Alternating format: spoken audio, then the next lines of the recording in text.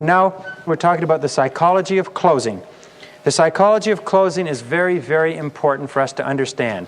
Closing is the most painful part of the sales presentation. Closing is the part that we as salespeople hate the most. We become the most tense about it, the most reluctant, and it is also the part that the customer hates. As it gets closer and closer to the close, the person gets tenser and tenser. And our job as salespeople is to structure the sales presentation in such a way that we go to the close and we go smoothly through the close. It's almost like there's a bump at the end of the road, and we have the approach, and we have the presentation, and we have the part where we arouse desire, and then we have this bump where we have to get into action. And our job is to get the person over that bump as smoothly as possible, to make it as painless as possible. And I think the best example of what I mean is the story of the old fellow who calls up his dentist, and he says, "Bill," he said, "I got this rotten tooth and it's got to come out, and I just wonder how much you charge me to pull a tooth." And he said, "Jack," he's known him for years and years, he says, "Well, Jack," he says, "charge $35 to pull a tooth." He said, "Well, geez," he says, "Bill, that's a lot of money. How long does it take?" He said, "Well, it takes about a minute." He said, "$35 for 1 minute?" He said, "Isn't that ridiculous?" He said, "That's absurd." He said, "Well, Jack," he said, "if it's the time that's bothering you," he said, "I can take as long as you like."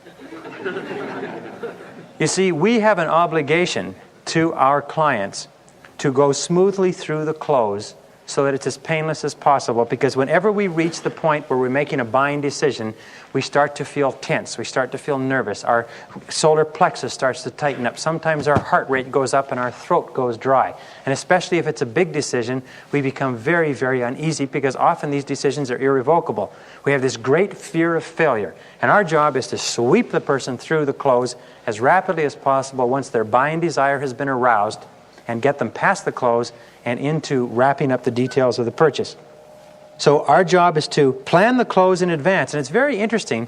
Some people say that what you should do is you should plan your close in detail and then build your sales presentation on top of it, instead of planning the sales presentation and putting the close on top of that. Plan exactly how you're going to close. And wherever you're in a sales presentation and it's obvious that the person's interest and desire has been aroused enough, then you swing into the close automatically, and you have a step-by-step 3, 4, 5, 6 steps where you go straight through the close. You should know that so that you can do it in your sleep.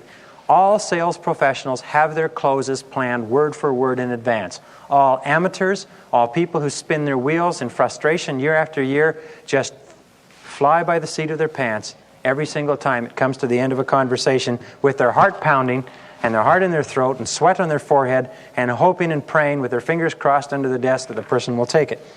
Major requirements for closing. You must be positive, enthusiastic, and eager to close the sale. The customer's requirements must be clear to you. You must know what it is that they want and need. The customer must understand what you're offering and must understand the value of what you're offering to them, which you found out from asking questions. The customer must believe you, and they must believe your company. They must trust you. There must be a degree of rapport and friendship. The customer must desire to enjoy the advantages of the offer. There's no point in trying to close the person. Have you ever been on a used car lot where you walk on and you look at the car and somebody comes up and says, "Why don't you buy it?" And you turn around and you say, "How can you make a living selling with as insulting a line as that?" You've looked at the car for 3 seconds and they come up and ask you to make an offer on it. Why don't you make an offer?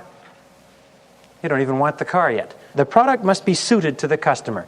In order to avoid high-pressure selling, those 4 requirements are necessary. The prospect must want it, the prospect must need it, the prospect must be able to afford it, and the prospect must be able to use it. Very, very important, the only pressure that you use in a professional selling presentation is the pressure of the silence after the closing question. The president of this company was buying a $350,000 computer. Put everything on computerized operations. And the computer company had been in, done an analysis, checked it out in every detail. They had prepared a proposal. They'd come back.